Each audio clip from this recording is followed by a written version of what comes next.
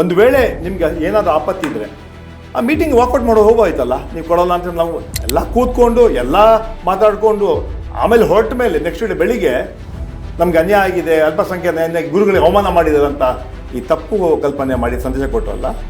ಇಲ್ಲ, ನಿಮ್ಮ ಬಗ್ಗೆ ಅದು ಒಂದು ಮಾತಿದೆ ಏನಂತಂದರೆ, ಈಗ ಅವರು ಮಂತ್ರಿ ಆಗಬೇಕು ಅಂತ ಅಂದ್ಕೊಂಡಿದ್ದಾರೆ, ಹಾಗಾಗಿ ಮುಸ್ಲಿಂ ಸಮುದಾಯದ ನಾಯಕ ಆಗಕ್ಕೆ ಹೊರಟಿದ್ದಾರೆ ಅಂತನೂ ಮಾತು ಕೂಡ ಇದೆ. ಈಗ ಅಧಿಕಾರಕ್ಕೆ ಬರಲು ನಮ್ಮದು ಕೂಡ ಪಾತ್ರ ಇದೆ. ಪ್ರಾಮಾಣಿಕವಾಗಿ 24 18 ಗಂಟೆ ಕೆಲಸ ನಾನು ಮಾಡ್ತಾ ಇದ್ದೆ. ಕೆಲವು ಸಂದರ್ಭದಲ್ಲಿ ಯಾರು ಆಸೆ ಬರ್ತಾ ಇರಲಿಲ್ಲ, ಯಾರು ವ್ಯಕ್ತಿಯಿಂದ ಯಾರು ತಿಳ್ಕೊಂಡೆ ಅದು ಭ್ರಮೆಯಲ್ಲಿದ್ದಾನೆ ಅವನು. ಒಂದು ವೇಳೆ ನನ್ನ ನೋಡಿ ಮುಸಲ್ಮಾನ ಓಟ್ ಹಾಕ್ತಾ ಅಂತ ಅದು ಭ್ರಮೆ, ಅದು ಆ ಭ್ರಮೆಯಿಂದ ಆಚೆ ಬರಬೇಕು. ನಾನು ಕೂಡ 45 ವರ್ಷ ಆಯಿತು ಕಾಂಗ್ರೆಸ್ನಲ್ಲಿ. ನಮ್ಗೆ ಅಧಿಕಾರ ಸಿಗದೇ ಇರಲಿ, ಪಕ್ಷಕ್ಕೆ ಮಾತ್ರ ಯಾವುದು ದ್ರೋಹ ಹಾಕಿಲ್ಲ, ಪಕ್ಷಕ್ಕೆ ಯಾರು ಬೆನ್ನಿಗೆ ಚೂರಿ ಹಾಕಿಲ್ಲ. ನಾನು ನೋಡಿ, ನೀವೆಲ್ಲ ಅಲ್ಪಸಂಖ್ಯಾತ ನಾಯಕರು ಟಿಕೆಟ್ ಕೇಳೋಕ್ಕೆ ಅಂತ ಒಟ್ಟಾಗಿ ಹೋದ್ರಿ, ಸಭೆ ಮಾಡಿದ್ರಿ, ಒಂದಲ್ಲ ಎರಡಲ್ಲ 3-4 ಸಭೆ ಮಾಡಿದ್ವಿ. ಫೈನಲಿ ಚುನಾವಣೆ ಆದಮೇಲೆ ಇಡೀ ಸಮುದಾಯದ ನಾಯಕರು ಕಿತ್ತಾಡ್ತಿದ್ವಿ.